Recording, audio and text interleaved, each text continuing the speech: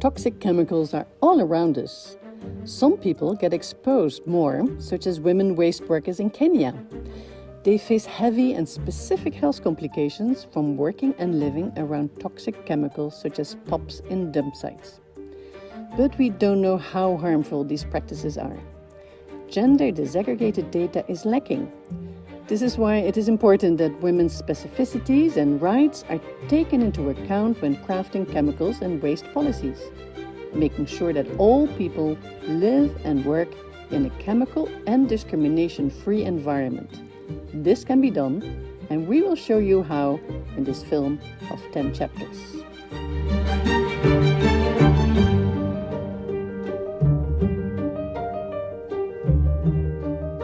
It is actually critically important that we do work on gender issues in our BRS conventions, because many of the products that we take for granted on the shopping shelves in the supermarkets are actually made by people in developing countries and exported to consumers. And many a time we have a lot of evidence that these products are made without proper occupational health standards being recognized.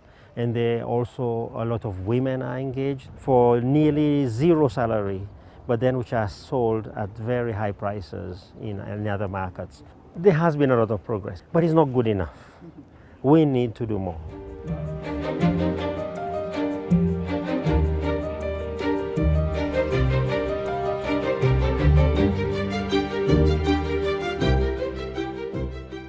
It's a constitutional requirement. All ministries, departments, and agencies are required. At least 1/3 of them must be of opposite gender. We are now on Minamata. We have the BRS. In implementing all these conventions, that gender mainstreaming is undertaken, because when you look at the impact analysis of the pollution and the impacts of mercury and other chemicals, you'll find that the most vulnerable groups are women. It is the gender that suffers most because it's the front line. And so we have to take deliberate measures to protect them.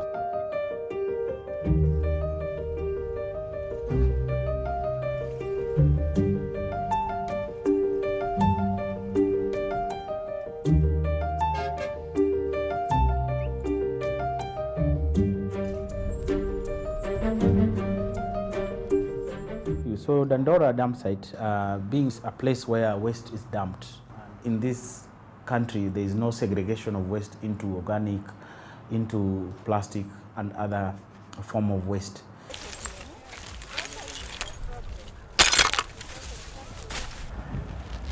Now life here is hard. And this leg, this vein pains a lot. If you go to the hospital, they did an X-ray, they told me, they give me 2 painkillers. Even you can find here some women bleeding, overbleeding when their monthly period comes. It goes even 2 months. Even me, I developed that bleeding problem. You think if you go to hospital, you've been told that it is hormonal imbalance. They send you to gynecologist. You can't afford that money. For the West Speaker, Winfred, the situation that she faces would be linked to many other factors because we have a cocktail of chemicals released as a result of the practices that are happening in the dump site, either through inhalation because of the fumes or through ingestion because of the food that they are exposed to, they eat, because they definitely eat chicken, they eat eggs from the nearby area. And also the water that perhaps they are drinking from the nearby sources of river or water sources. And as a result of that, this may be linked to the situation that she has, whereby, as I said, this class of chemicals, it can be heavy metal or the POPs, has different kind of effects on human health.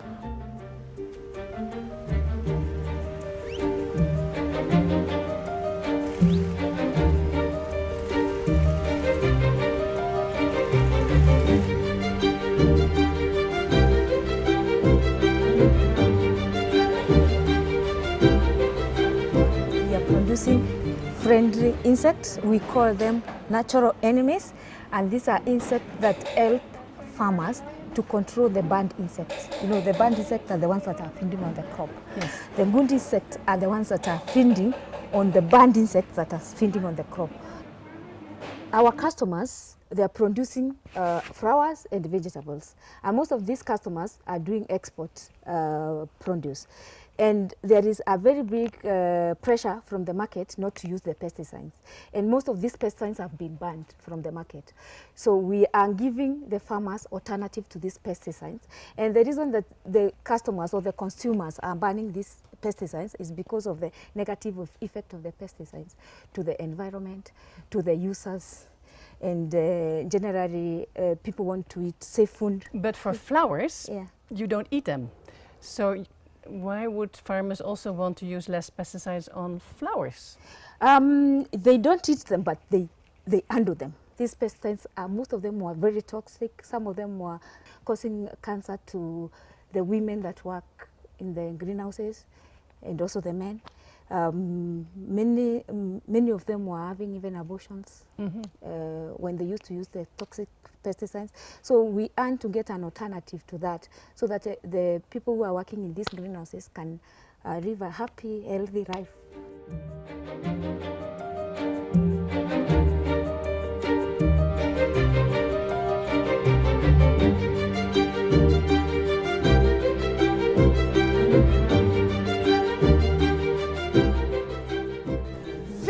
Sexual harassment is a type of a sexual harassment that you can see happening. For example, touching the hair with the hair, okay? Or when she's passing, I touch her. You see, when she says no, she's annoying, we say it is unacceptable. Yes. Carol is walking, I'll say, No. signs that gear to sexual favors. When do you think sexual harassment is promoted at the workplace? Wakati wanataka kupunguza watu kazini, vitu kama hiyo inatokea. Well, thank you so much for the good work that you're doing. We really appreciate you and keep it up. Welcome and come back. We come back again. We definitely will come back again. Okay. So welcome to our greenhouses. Before we started training the gender committee, they really did not understand what even gender means. But now when Eunice came for training and she trained them that it's both gender, not just females, we've had a simpler way of even talking to them, of even them working, because now they understand where the ladies how they should be addressed, how they solve their issues and all that. It is very important even for a woman to understand that she has a place in society, that she should not fear coming out. She should not fear working to where her limits get her. Even her trainings also assist us as management. For me, I've really grown. I've grown as a manager, knowing that with the gender team, I need to know the number of female workers. Now, it's something that I'm fighting for, that we need more females in management, we need more females in the society. All that comes from gender training. So you train your workers in gender, then you have a better society.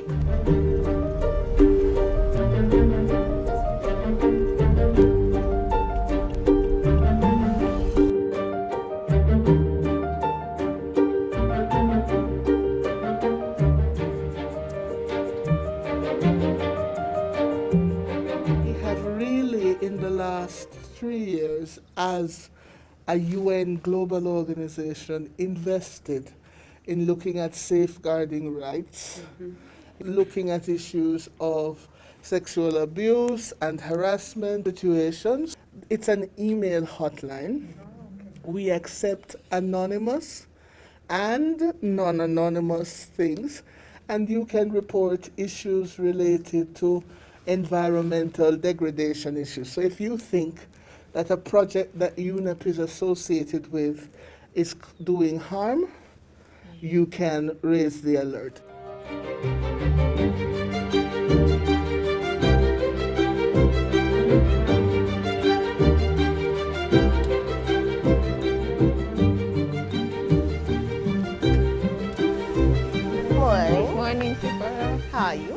Welcome to the Waste Center.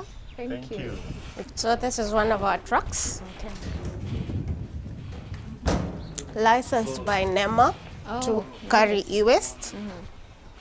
And the team here is offloading what they collected yesterday. And our technicians are all at work. As you can see, they are scrapping TFT monitors that we've collected from Mombasa. We happen to be taking lead when it comes to e-waste management in Kenya. Unfortunately, we're only collecting 1% from the public. I would like to see that grow. And I think it starts with sensitization and training as to why we need to be doing disposal of electronic waste in a proper manner.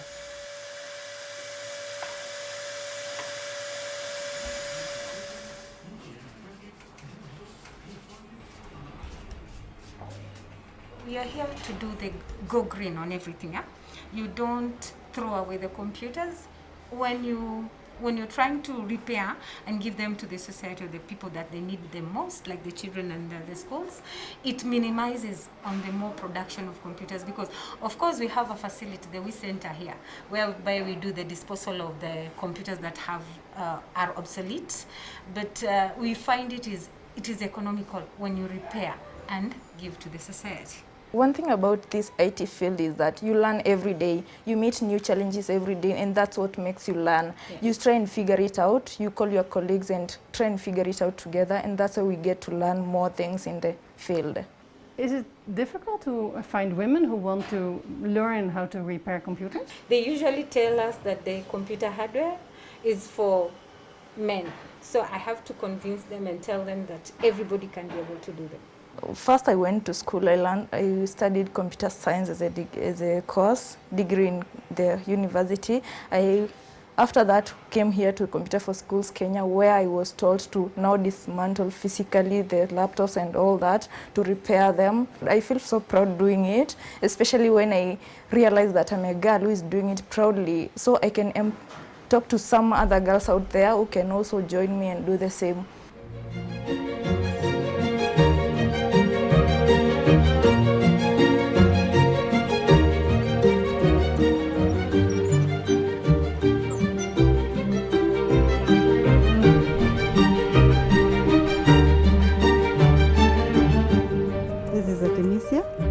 It's good for managing malaria and fungal infections.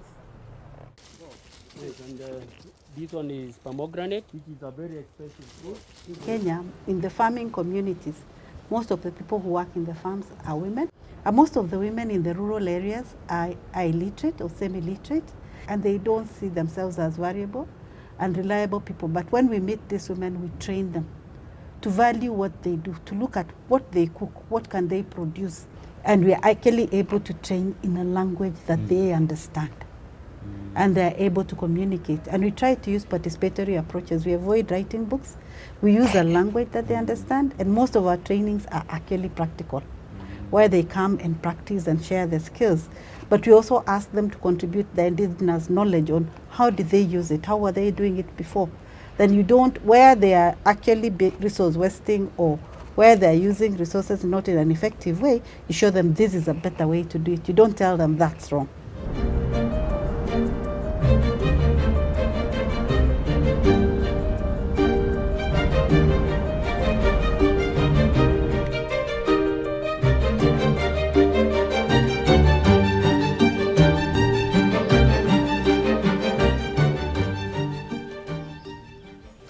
So I recently moved back to Kenya. I was stunned by the level of single-use plastic in the food system and how little of it is actually recycled.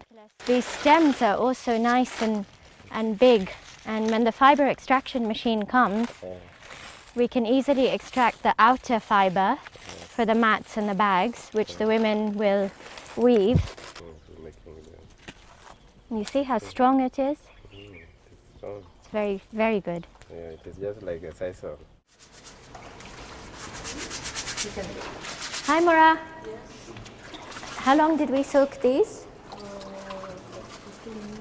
Oh, only 15 minutes? Okay, yeah, we need to soak them for much longer. In Kenya, we only have two options.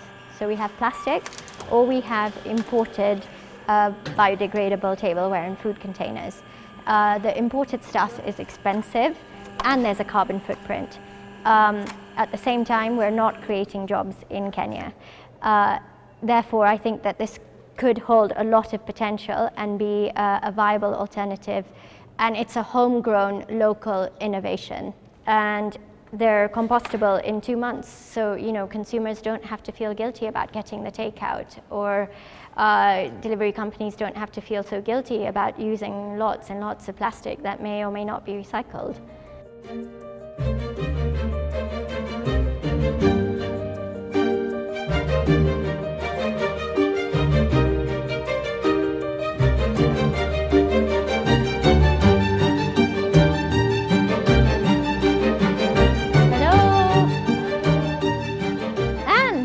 What are you doing up there? The plastics were everywhere, spoiling the soil and the crops. So when we get this fabric, even when it goes to the soil, it won't spoil the soil. Anne came to me and said, we're going to need to get a carding table, especially for the fiber. And so that carding table over there is one that Anne had made.